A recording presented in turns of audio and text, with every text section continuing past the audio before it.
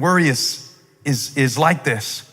It's around and around and around. But notice one thing about all my spinning, other than the fact that some of y'all are getting dizzy just watching me do this. Imagine how it feels to actually do it. Imagine how it feels for me actually doing it. Well, this is what it feels like when you're spinning. Spinning.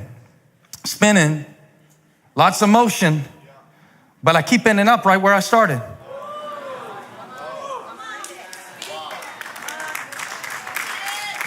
I'm right back here, only now I can't see straight. Now that's what it's like to toss and turn over stuff you can't control.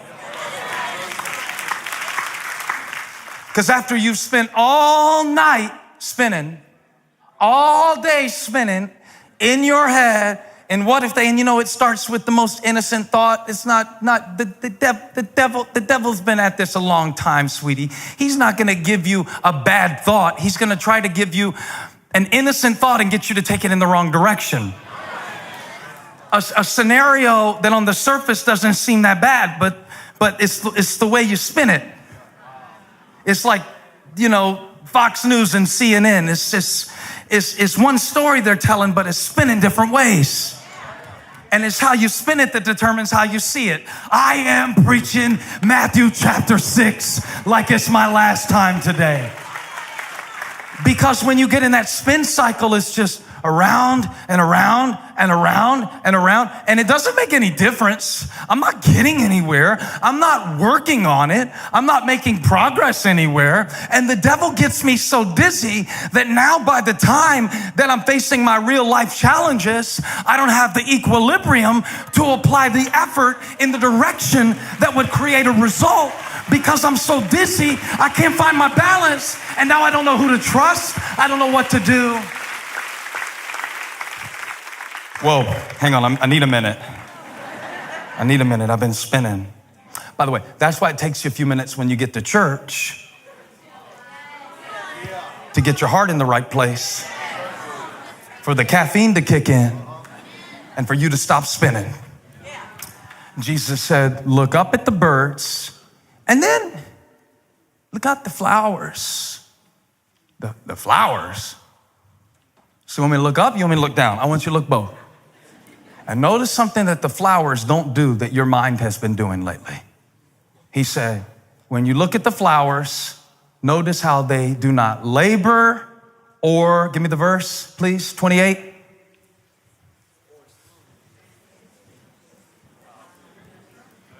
They do not labor or, and yet, your Father, they don't spin. They don't sow. The birds don't store away. The flowers don't spin. Yet look how God does that on that level.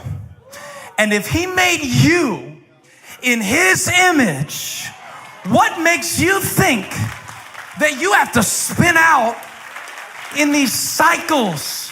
These tormenting cycles, these confusing cycles. So you've been going around and around and around in circles.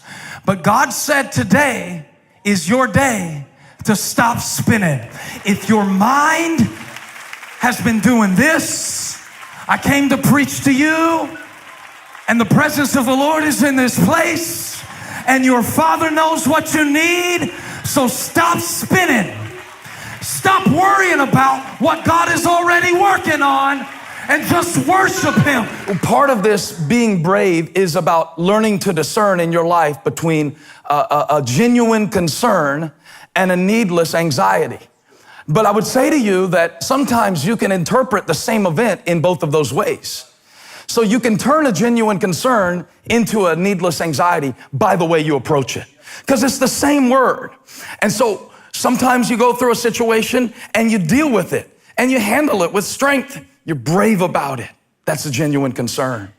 Sometimes you go through a situation and you're tied all up in knots about stuff you can't do much about anyway. That's a needless anxiety. Wisdom will show you the difference between needless anxiety and genuine concern. And here's how you can do it. Be anxious for no thing. I was talking to a friend one time, and this was many years ago. He spilled orange juice on his computer while he was on the phone with me one morning. But he was so calm about it. He said, oh, hang on a second. And he was gone a long time on the phone. I said, what happened? He said, I just spilled a whole glass of orange juice on my computer. It's not working anymore. I said, and you're not using profanity? And he said, no, it's nothing but a thing. It's nothing but a thing. This guy isn't a billionaire. He said, it's nothing but a thing. If you can fix it. If they can't, they can't. It's nothing but a thing. And I thought, I want that. Do you remember that phrase? We used to say it a lot when I was coming up. We used to say, ain't nothing but a thing. And I think Paul's trying to get us to see here in Philippians 4, be anxious for no thing. Be concerned about the state of your soul. Be concerned about the state of your children's soul. Be concerned about God's work in the world. That's a genuine concern. But when it comes to the things, you got to learn to look at some things in your life and just say, it ain't nothing but a thing. It is nothing but a thing. Let me show you this in Romans. Paul is talking in Romans about some pretty heavy stuff. And he says, verse 31, Romans chapter 8, what then shall we say in response to these? Say it out loud. Every location, say it out loud. In response to these things, if God is for us, who can be against us? That's what gives me courage sometimes when I feel opposed. I just say, well, if God's on my side, I'm good. And if he's not, I'm in trouble. So it really doesn't matter what they're saying about me. It just matters what God sees in me. Because if he's for me, who can be against me? Take a number, line up. It won't matter because I'll still be standing. And you can have that confidence as God's child. It's not cocky. It's just confident. That's what Paul's saying. It says, it's just a thing. He said, it's a thing. Look at the next verse. He who did not spare his own son, but gave him up for us all, how will he not also along with him graciously give us all things? It's nothing but a thing. Skip to verse 37. He starts listing some things. He says, no, in all these we are more than conquerors through him who loved us. What kind of things are you talking about, Paul? Spilling orange juice on the computer, big deal. No, I'm convinced that neither death nor life, neither angels nor demons. This is heavy stuff. Neither the present nor the future, nor any powers, neither height nor depth, nor any, let me just put a blank here so you can fill it in, nor anything else in all creation, bankruptcy, joblessness, homelessness, addiction, whatever, will be able to separate us, nor any, oh, I love it, nor anything else, nor any, you see it, nor anything else, nor anything else. Reach everybody you can reach and tell them it ain't nothing but a thing. It ain't nothing but a thing. It ain't nothing but a thing. This is a thing. Be anxious for no thing. I want you to do that this week now. When you're faced with something, and if it doesn't fit in Paul's list, that's what the blank is for. That's what the anything is for. Is nothing but a thing. And shift over from needless anxiety to genuine concern, controlling what you can and trusting God where you can't. Easier. When the enemy comes after your destiny, his first step is to set up a stronghold in your imagination. The enemy wants to make it where you can't stand to be alone, and every time you go to think, you worry so much about what might happen that you can't worship God. So now you can't worship because you're so worried. But God said today, we're going to get this thing turned around and recapture your imagination to where you feel free again, to where you can dream about something again, to where you can think crazy thoughts and just write stuff down and just walk around singing stuff off tune, making up words. You used to do that. You used to do that. You used to walk around just with just anything, but now you're so what do you think? I told the devil the other day, get your hands off God's property. My imagination is God's house. My imagination was purchased with the blood of Christ. You can't set up camp here. I got dreams to dream. I got visions to see. I got a future to imagine.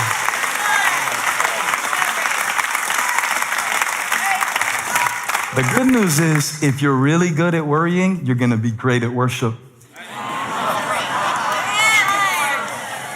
Because all it is the same imagination serving the opposite purpose. So what I'm doing now, y'all help me preach. I'm about to close. But before I close, God said, we need to reverse the cycle of the way that you're thinking about things. We need to reverse the cycle. So when you wake up in the morning, stop checking the fear cast.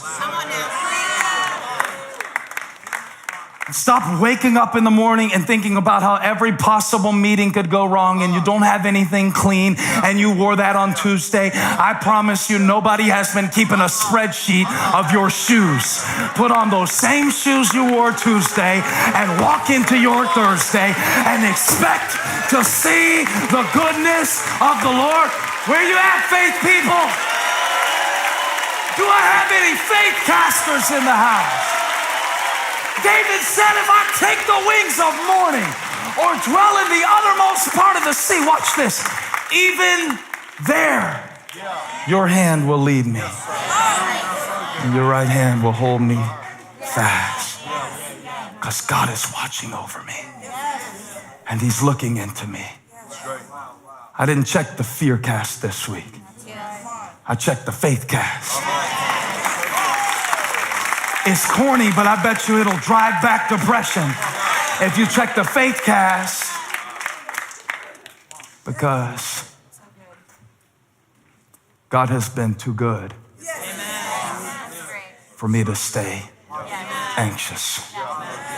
But now the interesting thing is, I'm holding the mic, but there's a guy that you don't see named Neil.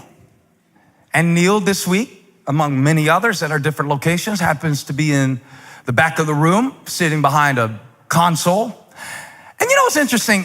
I'm up here talking, and I'm holding the mic, but at any moment, Neil can decide.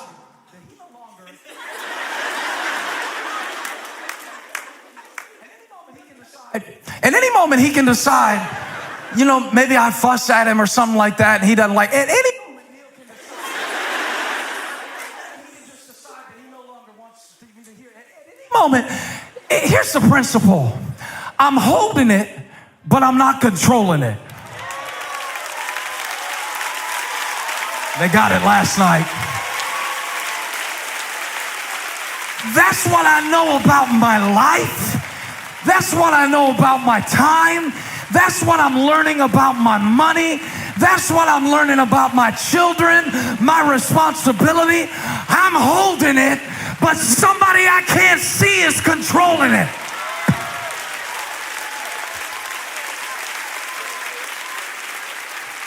He's in control. He speaks and winds obey. He speaks and waves die down. He speaks and seas split, because what I can see is controlled by that hand that I can't see. And now I want to humble myself under that mighty hand. And I'm coming to the place in my life where I say, God, I don't even know what I need anymore. So I trust you and your timing. And I trust you and your heart. And I trust you and your wisdom. And I humble myself. And as I humble myself, my anxiety goes out the door with my pride and my arrogance and my plan. Humble yourselves, therefore, under the mighty hand of God, so that at the proper time he may exalt you. Watch this, comma.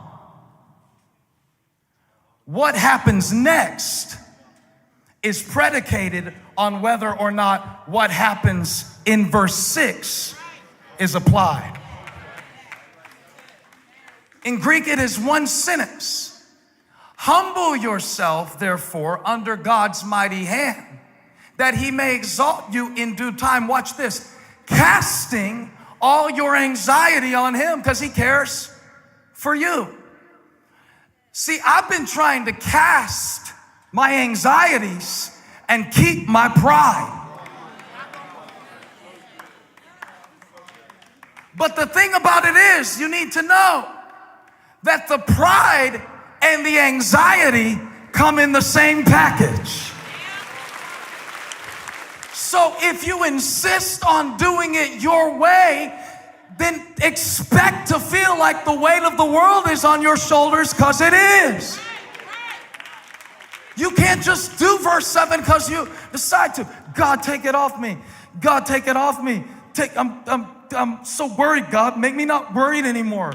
Don't you care if we perish? That's what Peter said one time in the boat. Don't you care that we're drowning? Don't you care? Don't you, God, don't you, you said cast all my anxieties on you. I'm casting them. This isn't working. See, look at the word anxiety, because I'm telling the Lord in my prayers, I don't know if I can do it, and I don't know if I can do it, and I just need you to give me a sign that I can take the church forward in the next 10 years, and I just need to take this anxiety. I'm casting it on you, Lord. I am casting it on you. All of my anxiety. And after I prayed this way for a little while, the Lord spoke to me in my heart. Now, this is not an out loud conversation. I don't want you to think I'm really, really crazy, but this is the impression that I got. The Lord said, are you done now? Shut up, Peter. You done now? Look at the word, anxiety. Look at how it's spelled in English. Look at what is in the center of the word. Do you see it? Show them on the screen. At the center of your anxiety, if you really trace it, I'm not talking about a medical condition. I'm not a pharmacist. I don't know about all that. I am not a neurologist. I'm saying, spiritually speaking, that the Lord told me at the center of your anxiety is your pride. The reason that you're so anxious is because you've got you at the center, and you can't sustain it because it's not your throne.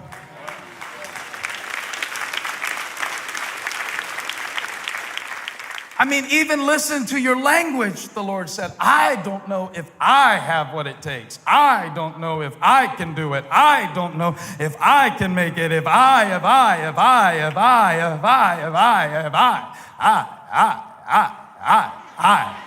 You can't spell anxiety without I. It's right in the middle. And you know what other word I is in the middle of?